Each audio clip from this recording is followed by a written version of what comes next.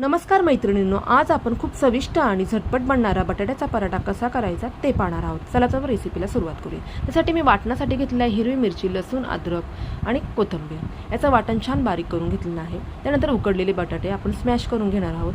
बारीक चिरलेला कांदा, कोथिंबीर, वाटण, त्यानंतर घेतलेला आहे धने जिरे पावडर, आमचूर पावडर, लाल तिखट, चवीनुसार मीठ आणि आपल्या आवडीप्रमाणे तुम्ही चीज घालू शकता।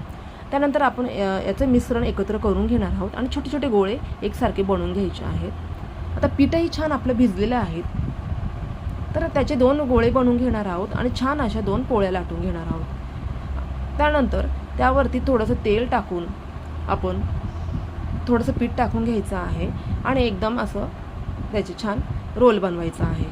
तर यामुळे काय होतं, बटाट्याच्या पराठ्याला छान लेयर्स येतात आणि बटाट्याचा पराठा खुसखुशीत होतो। तर अशा पद्धतीने आपण रोल बनवून घेऊया आणि एकसारखे पीस बनवून घेणार आहोत। तर अशा पद्धतीने बटाट्याचे पराठे बनवायचे आहेत, खूप छान होतात आणि खुसखुशीत होतात। तर आता आपण पुरणपोळी जसं बनवतो ना, तसं आपण याची लाटी बनवून घेणार आहोत।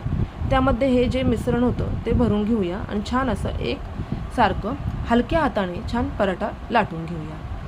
हे अशा पद्धतीने बघा, बटाट्याचा पराठा किती सुंदर झालेला आहे आपला। आणि याच्यामध्ये 2 टिप्स तुम्ही लक्षात ठेवा की बटाटे नेहमी उकडलेले थंड करून घ्यायचे आहे आणि धने जिरेचा पावडरचा वापर करायचा आहे। तर आता तव्यावर आपण बटाट्याचा पराठा दोन्ही बाजूनी तेल किंवा तूप लावून सोनेरी रंग येईपर्यंत छान भाजून घेऊया। तर अशा पद्धतीने आपले बटाट्याचे पराठे रेडी झालेले आहेत। तुम्हाला ही माझी रेसिपी कशी वाटली नक्की कमेंट करून सांगा। आवडला असेल तर एक लाईक करा, नवीन असेल तर सबस्क्राईब करा आणि दही आणि तुम्ही लोणच्याबरोबर सर्व करू शकता।